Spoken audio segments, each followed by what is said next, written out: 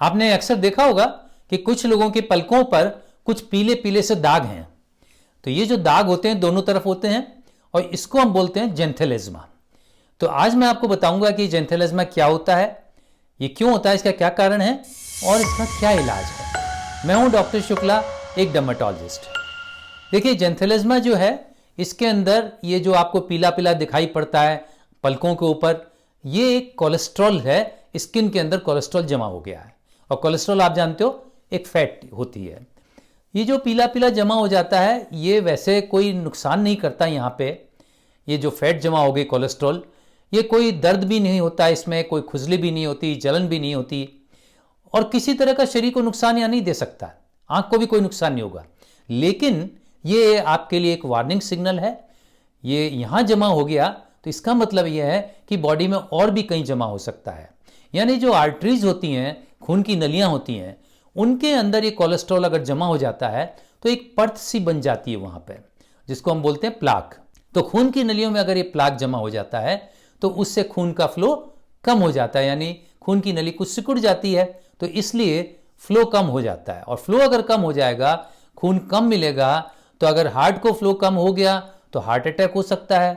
और अगर ब्रेन वाली जो आर्टरी है उसमें अगर ये हो गया तो ब्रेन को अटैक हो गया, यानी आपके स्ट्रोक हो सकता है। तो ये जो नलियों के अंदर, खून की नलियों में जो ये जमा हो जाता है कोलेस्ट्रॉल, इसको हम बोलते हैं एथेरोस्क्लेरोसिस। अब जानते हैं कि ये कोलेस्ट्रॉल जमा होता है, ये क्यों होता है, इसका क्या कारण है। देखिए, इसका कारण ये है कि आपके खून के अंदर, आपके बॉडी के अंदर कोलेस्ट्रॉल की मात्रा ज़्यादा है। जो टोटल कोलेस्ट्रॉल होता है वो ज़्यादा मात्रा में है। इसके अलावा जो दूसरे कोलेस्ट्रॉल होते हैं जैसे एलडीएल, जो खराब वाला कोलेस्ट्रॉल होता है, उसकी मात्रा भी ज़्यादा है। जो एचडीएल होता है, जो अच्छा वाला कोलेस्ट्रॉल होता है, उसकी मात्रा कम है। जो ट्राइग्लिसराइड्स है वो उसकी मात्रा ज़्यादा है। या हो सकता है आपको डायबिटीज़ हो, या हो सकता है आपको फैमिलियल हाइपरलिपिडीमिया हो, यानी आपकी फैमिली के अंदर ऐसी बीमारी है जिसके अंदर कोलेस्ट्रॉल ज़्यादा होता है, लिपिड्स ज़्यादा होते हैं। हो सकता है कोई लिवर की बीमारी हो। तो ये इसके कारण होते हैं। अब देखते हैं कि ये कैसा होता है, कैसे लगता है, मतलब इसके सिम्टम्स क्या हैं। देखिए, सिम्टम्स तो जैसे मैंने बताया कि ये एक पीले रंग का डॉट से स्टार्ट होता है, पतले छोटे से डॉट्स के रूप में, फिर वो बड़ा हो जाता है और फिर ये उभर जाता है। तो आँखों के जो पलकें होती हैं, पहले ऊपर वाली पलकों पे आता है, फिर धीरे धीरे करके नीचे वाली पलकों पे आ जाता है और दोनों तरफ होता है, लेफ्ट और राइट आई दोनों पलकों पे होता है।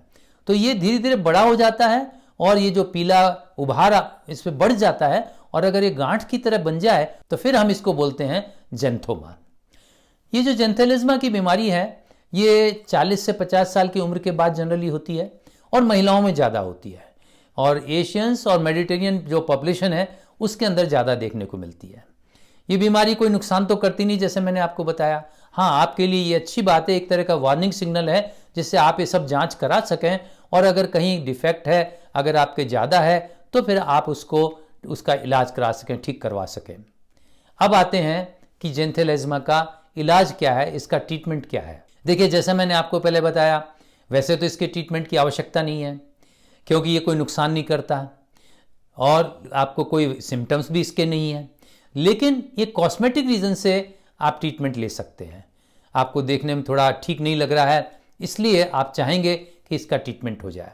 ट्रीटमेंट में हमारे पास कई ऑप्शंस हैं इसके लिए।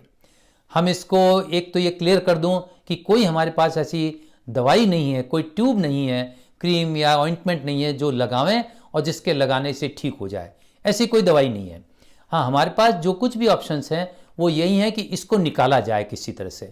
तो निकालने के कई तरीके हो सकते हैं, या तो हम सर्जरी करके इसको निकाल दें, या हम लेज़र से इसको निकाल सकते हैं, या इलेक्ट्रोकॉटरी होती है उससे हम इसको जला सकते हैं, या फिर क्रायोथेरेपी होती है जिसमें लिक्विड नाइट्रोजन यूज़ करते हैं और उसके कारण से एक तरह से जल जाता है, ख़त्म हो जाता है।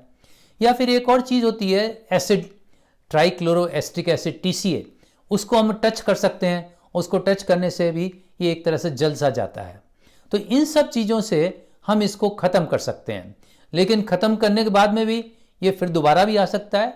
एक और चीज़ ये है कि चूंकि कोलेस्ट्रॉल यहाँ जमा है, इसको तो हम ख़त्म कर देंगे, लेकिन आपके बॉडी में जो कोलेस्ट्रॉल जमा है उसके लिए हम क्या करेंगे? उसके लिए एक तो पहली बात तो जांच करानी पड़ेगी अच्छी तरह से, और जो आपको जांच करानी है उसमें आपको लिपिड प्रोफाइल पूरा करवाना है, जिसमें सारी तरह के कोलेस्ट्रॉल की जांच आपकी हो जाएगी। आपको ब्लड शुगर कराना है, जिससे डायबिटीज़ आपकी रूल आउट करनी है। आपको लिवर फंक्शन टेस्ट करवाने हैं, थायराइड के फंक्शन टेस्ट कराने हैं, ये सब आपको जांच करवानी है। और फिर उसके बाद अगर कोई खराबी निकली तो उसका इलाज कराना है।